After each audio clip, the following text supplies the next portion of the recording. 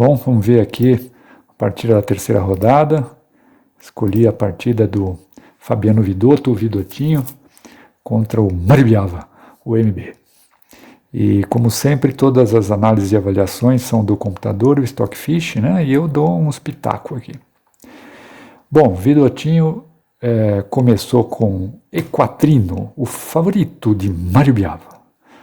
Quando está de brancas, o Maribiava sempre joga E4. EMB veio com a sua tradicional siciliana, e aqui, para mim, é uma surpresa esse lance aqui do MB na siciliana, mas pode ser que seja surpresa só para mim, né? Eu estou meio desatualizado.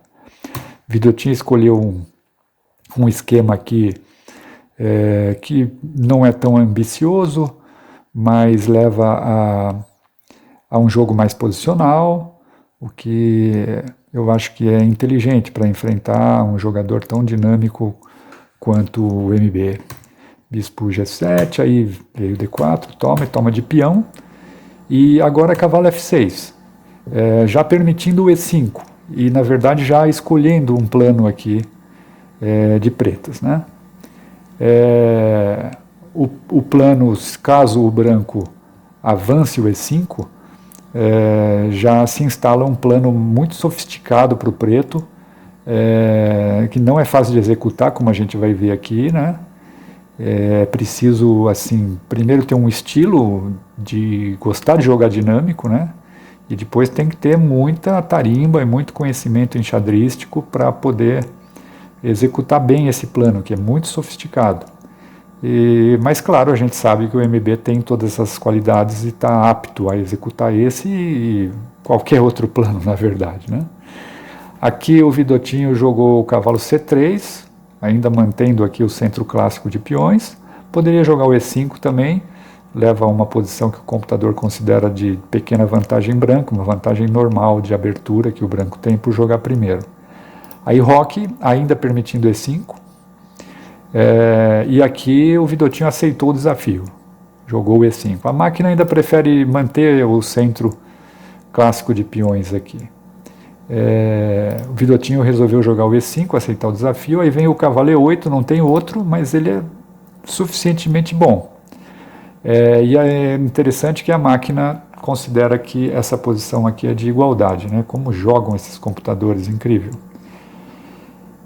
E aqui, então, o plano preto, como eu disse, é atacar o centro branco antes que ele se consolide. Ou seja, antes que o branco desenvolva todas as suas peças para dar suporte para o centro, né? É parecido, se a gente puder fazer assim uma comparação, digamos assim, parecido com o que acontece numa guerra real, né? Que lamentavelmente ainda ocorre em pleno século XXI. Mas numa guerra de verdade, se tem uma tropa, né, um batalhão que avança muito em relação à sua retaguarda, né? Ele se aproxima ali da linha do inimigo, né? Mas se ele não está pronto, né? A retaguarda não está pronta para apoiá-lo, ele pode virar um alvo, né?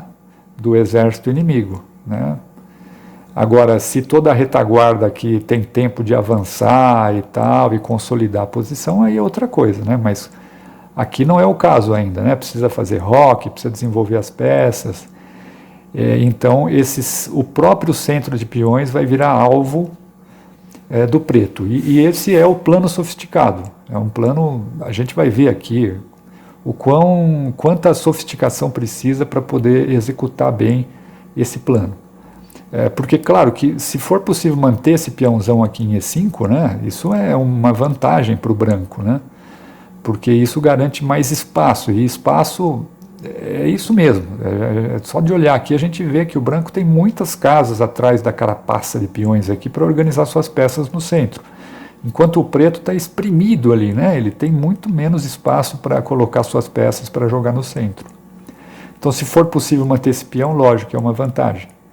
Mas ele está avançado, está longe da retaguarda. Então, o preto vai justamente transformar o centro de peões, o centrão de peões aqui, né, forte, que dá uma impressão de força, num alvo.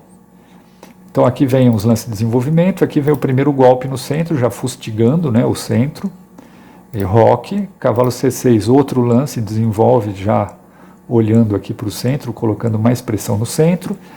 E aqui o Vidotino escolhe um plano que a ideia é interessante, mas perde um tempo em uma posição que é muito dinâmica e que qualquer tempo pode ser problemático perder um tempo, né? Ele jogou dama E2. Aqui eu vou mostrar uma variante que o computador sugere, só para a gente fazer uma comparação depois. O computador sugere torre E1, que do ponto de vista humano também é um lance interessante, né? Assim, a gente vê que é interessante, porque traz mais uma peça aqui para sustentar o centro. De certa forma, a dama já está aqui sustentando o centro, e agora a gente põe a torre para sustentar o centro. O Vidotino, com o dama E2, ele também pretende pôr a torre em jogo, mas a gente vai ver que é uma perda de tempo, né? E além disso também tem que calcular umas coisas aqui quando joga torre 1, que é tomar o peão e tal. Não é fácil não optar por esse torre 1. Mas eu vou mostrar a variante que o computador mostra aqui para a gente fazer uma comparação depois. Depois do torre 1, o preto tem outros lances que também levam à igualdade, né? Mas o preto poderia jogar o lance que foi jogado na partida depois do dama E2 do Vidotino, que é o bispo G4. Então vou mostrar para a gente fazer uma comparação depois. Aqui o branco joga um E6, que é um exclama, vem um F5, que é um exclama também. Aí D5, cutuca o cavalo. E aí toma aqui, e pode tomar de dama, mas tomar de peão também é interessante, para botar o cavalão lá em E5, por isso que tomou aqui, né? E aí ataca o bispo E2, F4 exclama, e o preto considera essa posição como de igualdade, embora, claro, é uma posição extremamente complexa, né? Muitas assimetrias, tal. Só de bater o olho assim a gente vê que é complexa. Mostrei só para a gente fazer uma comparação, porque depois do dama E2, o centro que já está sob forte pressão, enorme pressão preta, né? O centro branco que está sob pressão preta, vai ficar mais pressionado ainda, porque joga bispo G4, exclama, que desenvolve uma peça e põe mais pressão no centro, porque crava aqui, inutiliza uma das peças que está defendendo o centro, né? E aqui o Vidotino achou o exclama, que já fazia parte do plano dele, que é o torre D1, é o exclama. Então, só para comparar, E6 agora aqui, que a gente viu na variante anterior, vem o mesmo F5 exclama, mas aqui a posição já é de vantagem do preto, porque ele tem um tempo importante a mais. D5 como na outra, e agora vem cavalo D4, que agora ele ataca a dama, ganhando um tempo aqui. Aí a dama tem que sair, aí toma de cavalo, mantendo o bispo de casa branca, e quando toma de peão, que agora é forçado tomar de peão, bispo H3 ganhando outro tempo na torre, e depois vem F4. E aí o computador considera que essa posição, mantendo o bispo de casa branca, e com tempo a mais, né, é bem superior para o preto. Mas o Vidotino não entrou nessa, jogou torre D1, que é exclama. E aqui aparece uma posição muito interessante, porque o preto pode ganhar um peão aqui, e não é tão difícil calcular que dá para ganhar um peão, né? Porque toma aqui, retoma, aí ataca a dama, né? Mas dama C8, que é exclama, e agora esse peão aqui não tem como defender bem ele. Por exemplo, se bispo F4, joga dama F5, ataca o bispo, traz mais um ataque para o peão e ele vai cair, né? Mas aqui o branco não precisa tentar defender o peão, ele pode jogar, por exemplo, o bispo D5, e aí o preto ganha o peão, mas o branco vai exercer enorme pressão, porque está muito mais desenvolvido, o preto ainda tem que organizar suas peças e tal, né? Por exemplo, eu não vou mostrar a variante, depois quem quer ver, está lá no material que eu deixei no grupo, né? Por exemplo, depois desse bispo F4 aqui, dá para ver, né, que agora tocou lá o cavalo de E5, então o branco tem uma enorme pressão aqui, e o preto vai ter que ainda tirar o cavalo de E8, reorganizar suas peças para tentar fazer valer a vantagem do peão que ele ganhou, né? O computador, que não tem medo de nada, diz que o preto consegue se organizar, mas mesmo depois que o preto se organiza, o computador avalia que o peão a mais estaria valendo 1/3 de peão, né? O restante, os outros 2/3, o computador avalia que o branco teria uma compensação, né? pelo peão a menos. Não compensa totalmente o peão a menos, né? Mas teria uma grande compensação. E por isso, como o computador calcula tudo isso muito bem e muito longe, ele preferia tomar o peão aqui, o computador. Como não é tão difícil ver que ganharia um peão, eu tenho a impressão de que o MB viu que ele ganhava o peão, mas ele avaliou que não valeria a pena ganhar esse peão nesse momento, justamente porque a pressão branca seria grande demais e poderia compensar o peão a menos, né? É uma avaliação assim sensacional também, né? Não dá para calcular tudo, claro que o computador calculou para chegar a essa conclusão. Então, foi uma conclusão baseada em princípios e num certo cálculo, né, até um certo ponto, né, da posição. Uma coisa muito sofisticada também, tirar essa conclusão e evitar de pegar o peão nesse momento. Bom, e aqui, ao invés de ganhar o peão, como eu mostrei aqui, o MB optou por um lance que, por enquanto, para nós é misterioso, que é o bispo toma F3, abrindo mão voluntariamente do par de bispos, né? E, por enquanto, vamos dizer que esse lance é um lance misterioso. Mas nós vamos ver que ele é um lance que mantém uma coerência com o plano que o MB escolheu lá no lance 5, né? E nós estamos no lance 11 aqui. E aqui o Vidotinho achou, exclama também, que é tomar de peão.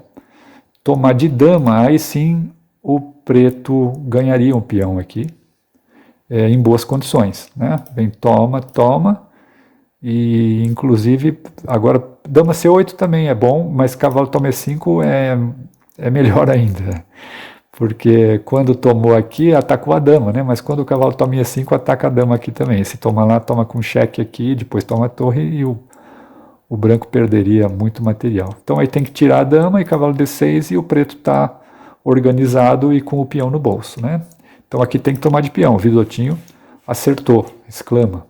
Aí veio o cavalo C7 e F4. Então assim, à primeira vista, né, e também à segunda e terceira vista, digamos assim, esse centro parece ter se consolidado, né? Agora o peãozão de E5 está super apoiado aqui pelo de D4 e também pelo de F4, né?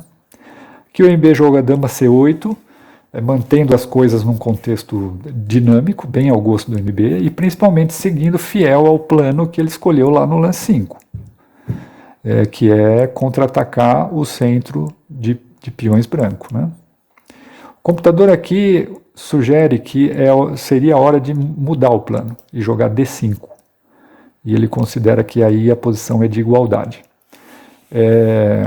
Depois eu vou comentar mais para frente uma posição parecida com essa aqui, que envolve um princípio estratégico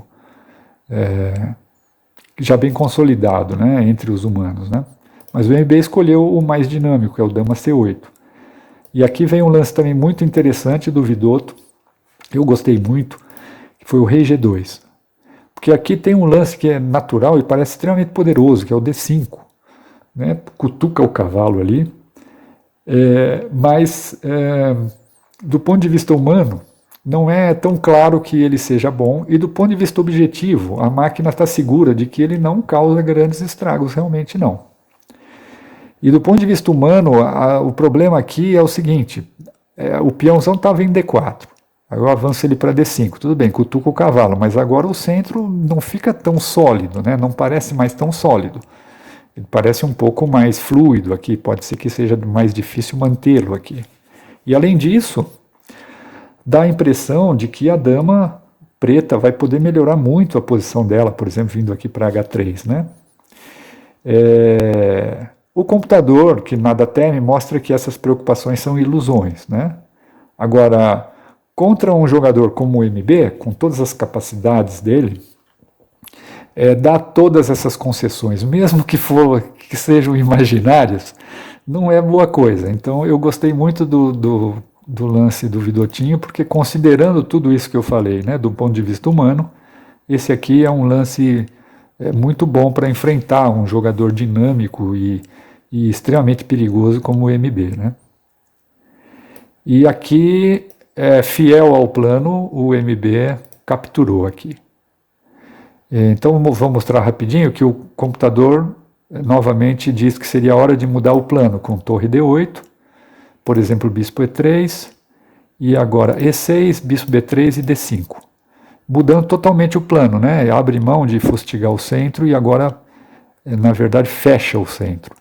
Agora, tem um princípio estratégico, porque o computador, assim, ele não sabe nada, né? Mas ele calcula tão bem que ele pode chegar a conclusões que nós, humanos, podemos chegar através da estratégia, né?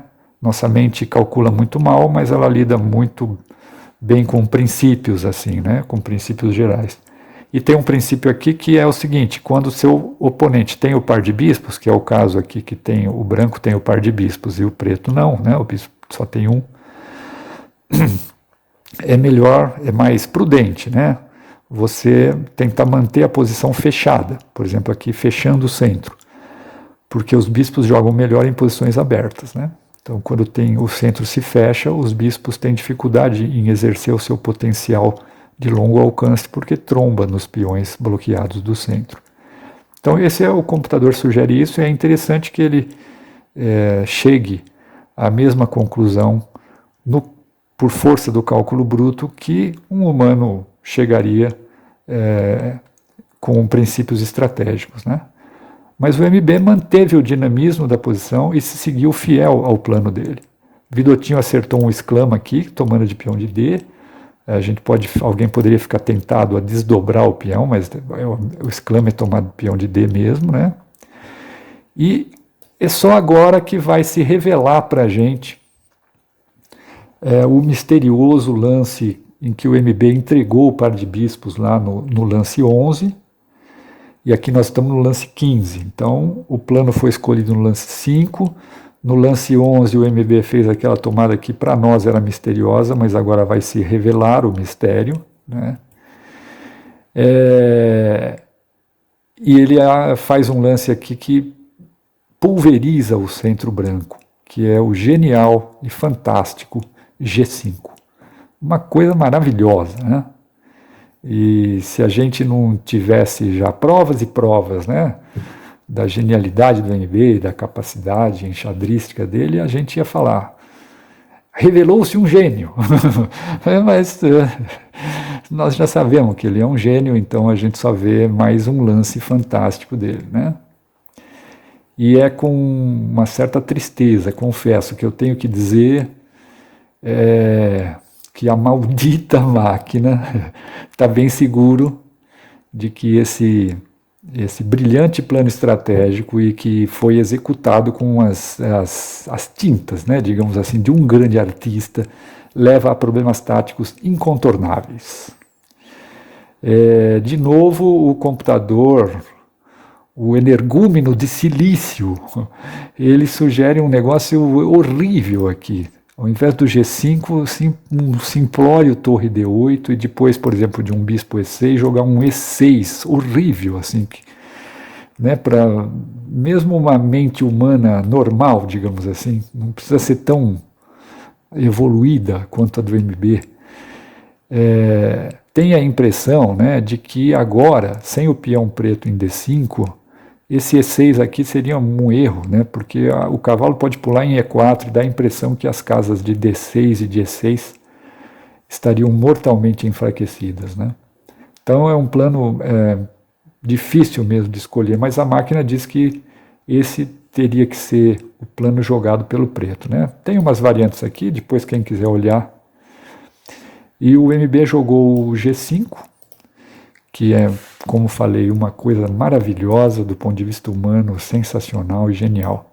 O Vidotinho cheirou a ideia de qual o problema que esse G5 traria, mas não conseguiu executar bem. Ele jogou aqui Dama H5, que é um lance muito natural, assim, tentador, né? Mas na verdade um erro, né? E um erro compreensível, né, para cérebros de carbono, como todos nós temos, os humanos temos cérebro de carbono. O computador diz que bispo D3 daria grande vantagem para o branco aqui. Para nós parece só uma inversão, né? Porque vai jogar bispo D3 e depois dama H5. Então por que eu não começo já com dama H5, né? Que parece muito mais forte. Mas realmente o bispo D3 aqui agrega outros elementos.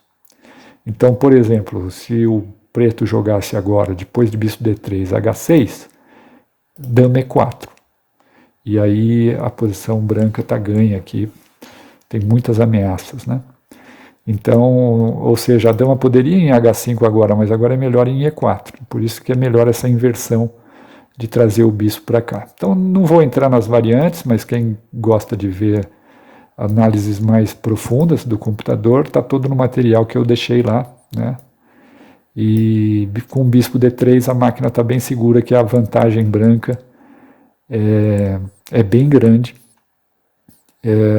Por problemas táticos que o preto contra os quais o preto não consegue lidar direito, né? Aqui só para mostrar, claro, né, depois do genial G5, se o branco tomasse, né, em G5, cavalo toma E5 e cadê o centrão branco que existia aqui? Evaporou-se, né, vaporizou-se. Tanto que eu fiz a brincadeira lá, se tivesse um cético que chega e olha nessa posição, ele vai dizer, não acredito que já teria havido um poderoso centro de peões branco nessa partida, né? Mas o Vidotinho não tomou, né? O Vidotinho jogou o dama H5, que cheirou a ideia realmente, embora não seja o melhor para executá-la, né? E agora aqui a gente entra numa sequência muito bonita também, de muitos lances únicos em seguida. G toma F4 é único para não perder rapidinho. Bispo D3 ameaça mate, F5 é única. Quando toma aqui, torre F6 é única. Bispo toma H7 cheque é um bom lance. Com dama toma H7 cheque, o computador mostra que também levaria a igualdade. Rei F8 é única. Cavalo E4, torre H6 é única. E agora, dama F5 cheque é única. Qualquer outra, o preto ganharia aqui. E dama toma F5 também é única. Ou seja, nós tivemos sete movimentos únicos.